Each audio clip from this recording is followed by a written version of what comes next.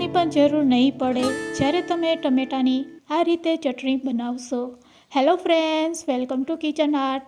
Friends, આજે આપણે ખૂબ જ સહેલી રીતે 2 મહિના સ્ટોર કરી શકાય તેવી ટમેટા અને લાલ મરચાંની ચટણી બનાવીશું. એટલી ટેસ્ટી બને છે કે બધા આંગળા ચાટતા રહી જશે. વળી આ ચટણી બનાવશો તો શાકની પણ જરૂર નહીં પડશે.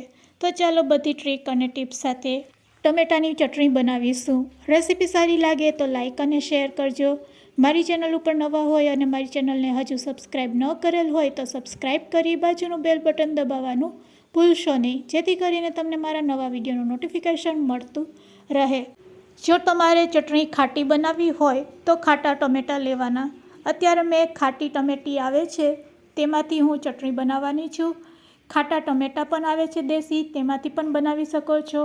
અને ખટાશ વધારે ન જોતી હોય તો બીજા ટમેટાં આવે છે તેમાં ખટાશ ઓછી હોય છે, તે પણ તમે લઈ શકો છો.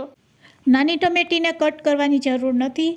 ટમેટાં હોય તો તમારે 4 થી 5 નંગ લેવાના અને તેને મોટા ટુકડામાં ચાકુથી કટ કરી લેવાના. હવે આપણે લાલ મરચાં લેશું અને લાલ મરચાંને પણ આપણે ચાકુથી રફલી કટ કરી લેશું. તો મેં ટોટલ 4 મરચાં લીધેલા છે. બાકીના મરચાંને પણ આ જ રીતે આપણે કટ કરી લેશું. તો અહીંયા મરચાં પણ કટ થઈ ગયા છે. હવે આપણે મિક્સર જાર લેશું અને મિક્સર જારમાં આપણે ખાટી ટમેટી અને સમારેલા લાલ મરચાં એડ કરી દઈશું. સાથે આદુના ટુકડા થોડાક એડ કરશું અને 10 થી 12 નંગ લસણની કરી. જો તમે લસણ ખાતા હોય તો લસણ જરૂરથી નાખજો, નકર સ્કીપ કરી શકો છો.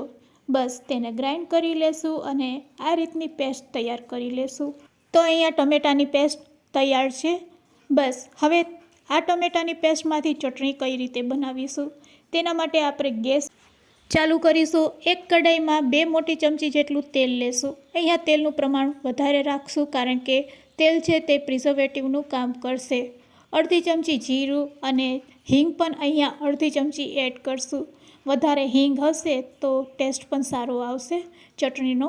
તો બસ હિંગ અને જીરું સરસ કકડી જાય એટલે તરત જ ગ્રાઇન્ડ કરીને તૈયાર કરેલી ટમેટાની પ્યુરીને આપણે તેમાં એડ કરી દઈશું અને આ રીતે એક વખત હલાવી લેશું. ચટણી જેમ જેમ પાકતી જશે તેમાંથી છાંટા ઉડશે. તો છાંટા ન ઉડે તેના માટે પણ મારી પાસે એક ટ્રીક છે.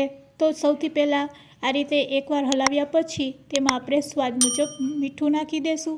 મીઠું નાખીને ફરીથી તેને હલાવી લેશું. અહીંયા આપણે બીજા કોઈ પણ મસાલા અત્યારે એડ કરવાના નથી. બસ જેમ જેમ તમે ટમેટાની પ્યુરીને પકાવશો તેમ તેમ તેમાંથી છાંટા ઉડશે. એવું ન થાય તેના માટે તમારે લીડથી ઢાંકી અને આ ચટણીને આ રીતે આપણે પકાવીશું. કારણ કે જ્યારે ટમેટાની ચટણીને પકાવવામાં આવે છે ત્યારે તેમાંથી છાંટા ઉડે છે અને દાઝવાની બીક લાગે છે. એવું ન થાય એટલે તમારે ચટણીને હંમેશા લીડથી ઢાંકીને જ પકાવવાની, વચ્ચે વચ્ચે ચેક કરવાની અને સ્પેચ્યુલા કે તવેથાની મદદથી તેને હલાવવાની. તો ચાલો હવે આપણે લીડથી ખોલી એક વખત તેને હલાવી લેશું. આ રીતે તમારે 3 થી 4 વખત ચટણીને હલાવવી પડશે ઢાંકી અને બસ ખોલી હલાવો. બસ આ રીતે 3 થી 4 વાર તમે 4 મિનિટ કરશો એટલે તમારી ચટણી આ રીતની રેડી થઈ જશે. તો હવે તમે જોઈ શકો છો તેમાંથી તેલ છૂટું પડવા લાગ્યું છે અને બસ આ સમયે હવે આપણે મસાલા એડ કરવાના છે. તો સૌથી પહેલાં આપણે ગોળ એડ કરશું. ચટણીનો ચટપટો મીઠો ટેસ્ટ જોતો હોય તો 2 ચમચી ગોળ અથવા તો ખાંડ એડ કરવાની. હવે તેમાં આપણે રૂટિંગ મસાલા એડ કરશું. 1 ચમચી ધાણા જીરું પાવડર, અડધી ચમચી હળદર અને બસ અહીંયા આપણે તીખાશ માટે ઓલરેડી મરચાં નાખેલા છે એટલે કલર માટે ફક્ત લાલ મરચું પાવડર કાશ્મીરી એડ કરશું. તેનાથી ચટણીનો કલર ખૂબ જ સરસ લાગે છે. આ રીતે મસાલા એડ કર્યા પછી તેને પણ આપણે ચટણીમાં મિક્સ કરી લેશું. હજુ આપણે 1 મિનિટ માટે તેને કૂક કરશું એટલે મસાલા સરસ પાકી જાય અને ચટણીમાં જે થોડુંક પાણી રહેલું છે તે પણ દૂર થઈ જાય.